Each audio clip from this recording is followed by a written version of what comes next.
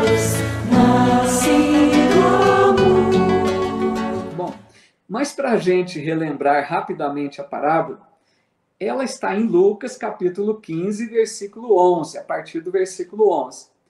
Conta Lucas que um homem tinha 2 filhos, e o mais moço pediu ao pai a sua parte da herança.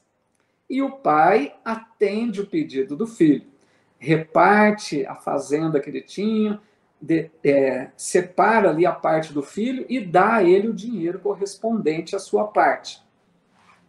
E em poucos dias, esse filho deixou as terras, deixou a casa do pai e foi buscar uma terra distante, onde ele gastou todo o seu dinheiro dissolutamente, ou seja, de forma irresponsável, né?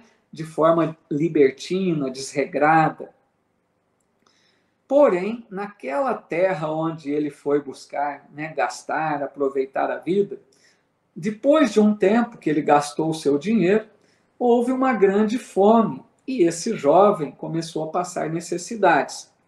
E então o que ele fez? Conseguiu um trabalho que era difícil, né? Conseguiu apenas um trabalho para apacentar porcos.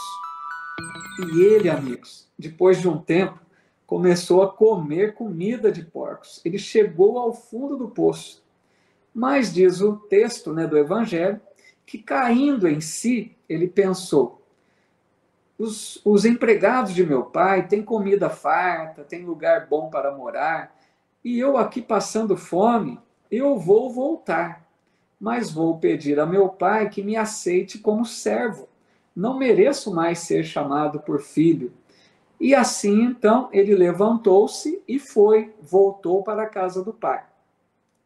Diz o Evangelho que seu pai percebeu o filho voltando na estrada a uma certa distância e, movido de íntima compaixão, correu ao seu encontro, lançou-se-lhe ao pescoço, o beijou, e o filho disse ao pai: Pai, pequei contra o céu e perante ti. Já não sou digno de ser chamado teu filho. Mas o pai pediu aos servos que trouxessem a melhor roupa, colocou-lhe um anel nos dedos, sandália nos pés e pediu para matar o bezerro cevado. E ele disse: comamos e alegremo-nos, porque este meu filho estava morto e reviveu. Tinha-se perdido e foi achado. E comeram e começaram a se alegrar. O filho mais velho, porém, que estava no campo, aproximando-se ao final do trabalho, ouviu aquela música e as danças e perguntou a um servo o que era aquilo. E ele então lhe disse que era o seu irmão que havia voltado e o pai dava uma festa para recebê-lo. Aquele irmão mais velho ficou tão indignado que ele não queria entrar na sua casa de tanta revolta. E o pai saiu ao seu encontro e ele diz ao pai: Pai, eis que eu te sirvo há tanto tempo e tu nunca me destes um cabrito para que eu pudesse alegrar-me com os meus amigos. Vindo, porém, esse teu filho que gastou o dinheiro com as meretrizes, tu matas o bezerro cevado e dás uma festa para ele? E o pai diz ao filho: Mas, filho, tu estás sempre comigo e todas essas minhas coisas são tuas. Era justo que agora nos alegrássemos e regozijássemos, porque esse teu irmão estava morto e reviveu, tinha se perdido e foi achado. Então esta é a parábola, né? Rapidamente lembrando. Aí nós vamos agora tentar aqui analisar essa parábola, né? Alguns detalhes. Primeiro ponto, amigos, que a gente analisa é que quando o filho, né, mais jovem pede a parte da herança, isso era algo inconcebível naquela cultura.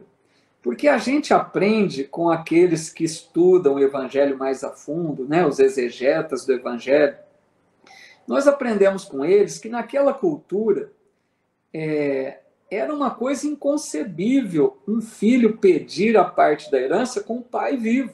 Era uma afronta, né? Um desrespeito total.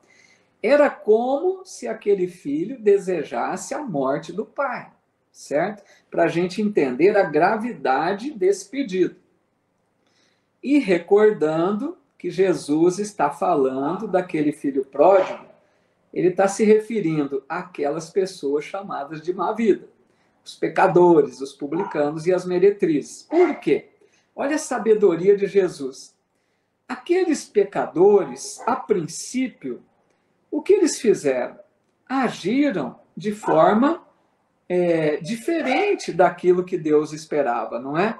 Agiram mal, erraram, tomaram atitudes infelizes, né? Pelo seu livre-arbítrio, escolheram mal, agiram mal. Então, esse simbolismo de deixar a casa do pai como filho pródigo. Quando a pessoa age mal, é como se afastasse de Deus, né? Olha o simbolismo perfeito. Quando Jesus fala que o filho pródigo pediu sua parte e deixou a casa do pai, é esse simbolismo de agir mal e se afastar de Deus pelas suas más escolhas. E aí a gente traz para a nossa realidade, né? Porque nós também somos desse filho pródigo. Quantas vezes nós nos afastamos de Deus pelas nossas escolhas equivocadas, né?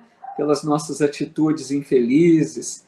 Nós, todas as vezes que agimos mal, é esse simbolismo de nos afastarmos de Deus, né? Pelas nossas más escolhas.